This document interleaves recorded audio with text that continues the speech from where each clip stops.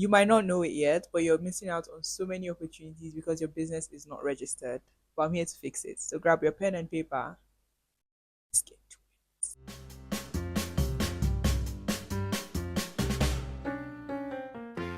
Hi, my name is Pearl Ubani. You're Black, your business lifestyle and blog content creator with a K. So today we're going to be learning all about CAC registration, why it's important, prices, timelines, types of business entities, and so much more. There are timelines in the video, so you can skip to what part of the video you prefer or actually want to listen to. But I'd really appreciate if you watch the entire video and let me know what you think in the comments.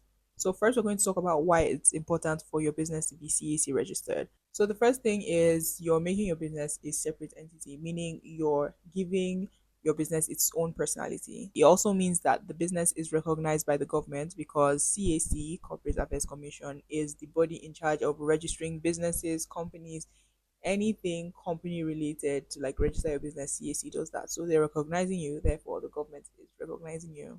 It also builds client trust. So if you have clients that see your brand name and when it's time to transfer to an account, they're seeing that your bank account that is there, they just know that there's a certain level of trust that they have because they can see that this person knows their onions and they know what they're doing and they're actually dedicated to this thing. If not, they wouldn't make out time to go and do all this. You get me? And of course, it makes your brand look structured. So we're going to talk about the different types of registration. There's so many, but the three main ones that keep coming up or that Nigeria recognizes and people register their businesses under is first of all the business name. Second one is a registered company. It could be PLC, public limited company, or LLC, limited liability company. And of course, an NGO or incorporated trustees. So we're going to be talking about each of them, what they cost, what they entail. I'm going to put up a comparison chart so that you can actually look at the different types of registration and know which one you'd fall into. But let's talk a little bit about each of them. So for a business name, if it's just you and you want to register as a sole proprietor or you want to register with one other person as a partner, then you can register a business name. So for business name, you're not a separate entity from your business. The government still recognizes you as one entity. It's the cheapest one to register. I think it's also the fastest. Or if you want to go to like a step up, then you go to the registered company. So you either want to register as a PLC or as an LLC. PLC means that you're planning to sell shares to the public. So there are some banks that have PLC in their name, and that's what that means. It means random people have shares in the company. And LLC means you already have your partners, or if you want to be the sole shareholder, then you can go ahead and do that. For a registered company, you can have two people. You can be the sole shareholder, you can be the only person, or you can have up to 50 people. If it's a PLC, you can have infinity shareholders. And then for an incorporated trustee, it's for NGOs. So if you're trying to do some good in the community, you want to register your NGO, you would register it under an NGO. And for an NGO, multiple people are required to be on the trustee board of trustees so that when you're going into like registering an NGO, you can't be the only person on the board of trustees. If that makes any sense. NEPA, God will help us in this country. What the So NEPA took lights, but my God is bigger than them. So another big determining factor in registering your business is knowing how much it costs. So there are different prices for those different types of registrations that we spoke about. And you have to know that when you're registering your business, you can either do it via the government, via CAC, the body in charge of registering businesses, or you can do it with an agent.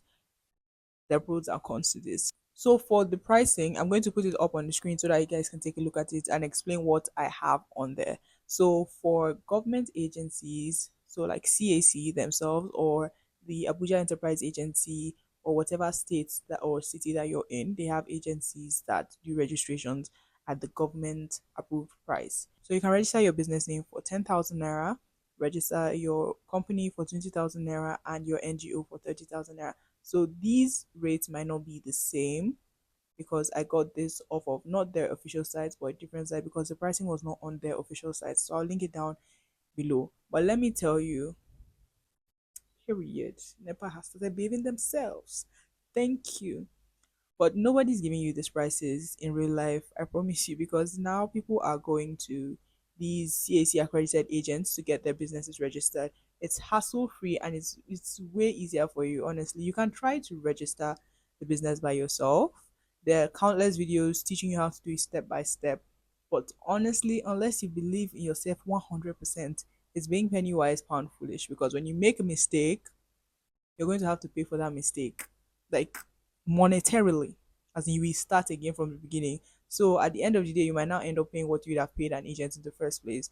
So what this is that there is a base price, and then the agents put value on their time or on their brand or whatever it is, and add their own prices. And then if you trust them enough to allow them handle it as well. And then the timeline, of course, is also different. If you're registering with a government body, the timeline is remove your mind.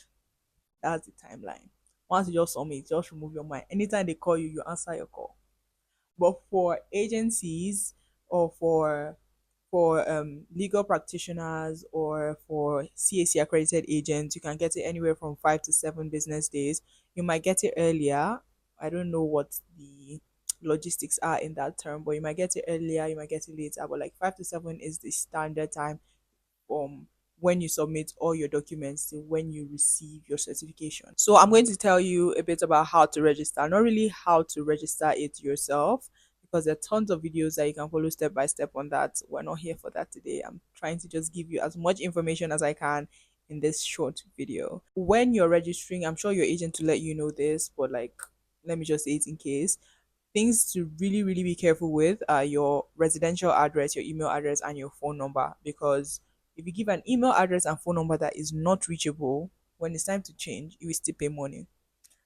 Like everything on that CAC documents, if you want to change anything, you're going to pay a fine for it. So be very, very careful when you're filling out all those informations. And then especially for the residential address, when you register your business, CAC will approve it, good and fine. Your residential address, whether it's correct, whether it's not correct, they don't really care. But when it's time to open a bank account and they check that residential address, you're going to have to submit a utility bill. If you don't have a NEPA bill or a water bill or any other light bill to show to reflect the exact same address, there's going to be an issue. So make sure that whatever address that you're putting there is something that can be reflected on a utility bill. If you've not been paying utilities with your wherever your business is located and there's no proper address, you can use your home address if you have a utility bill for it, because when it's time, you're going to have to submit it. But please note that the address is going to be displayed on your certification. So if you don't want people knowing your house address, don't put it there. And also, before you pick a name, you can do name reservations, but before you even reserve a name, you can go and check the CAC website for free. Do a public search to make sure that that name hasn't been taken by anyone else, because nobody wants to pay for something. See that, oh, the name has gone, pick another name, and now you're struggling to find another name on the spot, and then you come up with the worst name ever because you want to register it and all of that. No, go on the public search platform on CAC, I'll link it below, and then check for the name that you want your business to have or to own, and see if someone else has that name, so that you don't go and start creating any unnecessary drama. Capiche? So there are a few things that you cannot, well, not a few, a whole bunch of stuff actually that you cannot do without registering your business. But I'm going to be listing a few of them that kind of stand out. The first one is you cannot pay taxes. And before you start dancing and jubilating, it's not a good thing. It's a crime for you to be running a business and not be paying taxes. So there's certain taxes that business owners are supposed to pay. If you're not registered, you don't have any track record, you don't pay taxes, because where would they record it? So by the time they hold you, you might think it's not a big thing now, but when you blow and they're like, this person has been in business for 20 years. We've only seen tax for 5 years. Catch him or catch her. It's going to be a problem. Another thing that you cannot do is apply for loan or grants, because first of all, when you don't have a, if you don't have a CAC document, if your business is not registered, you can't even open a bank account. And it's normal to use to go and collect loan from the bank if you don't even have an account with them. So you can't get a grant, you can't get a loan. I've been a beneficiary of Smidan's grants. There's money that they give out to small businesses every year. So in 2021 that happened, and I actually used my business before they asked me for my own name. They don't really care about your name. They asked for my business name, they asked for my business registration. So I submitted all those documents, and when it was time for them to disburse those grants, yes, grants meaning free money, they sent it to the account that was provided. So if I didn't have my business registration, but not have my CAC documents, I'd have missed out on that deal. So that's another thing that you might be missing out on. And of course, you do not have any security in your business legally. So when you're registering your business, not as a business name, if it's business name, you're still the same entity.